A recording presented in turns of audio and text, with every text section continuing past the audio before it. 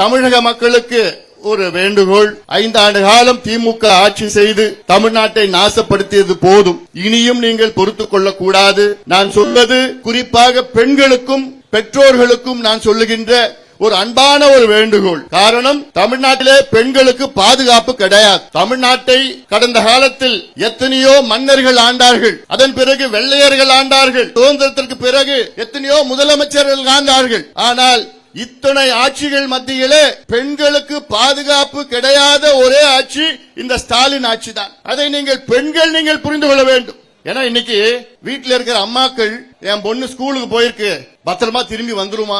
என் பொண்ணு காலேஜுக்கு படிக்க போயிருக்கு, எப்படா வரும், பத்திரமா வருமா? என் பொண்ணு வேலைக்கு போயிருக்கு, அது பத்திரமா திரும்பி வந்துருமா, எப்ப வரும்னு தினம் தமிழ்நாட்டில் தாய்மார்கள் வீட்டுல காத்துட்டு இருக்கிறாங்க, மடியில நெருப்பு வச்சு காத்துட்டு இருக்கிறாங்க. காரணம், இந்த தகுதி இல்லாத திறமை இல்லாத ஸ்டாலின் அவர்களுடைய ஆட்சி இங்கே நடந்து கொண்டிருக்கிறது. இது நான் ஏதோ சொல்லணும், தேர்தலுக்காக ஓட்டுக்காக நான் சொல்லணும்னு சொல்லல.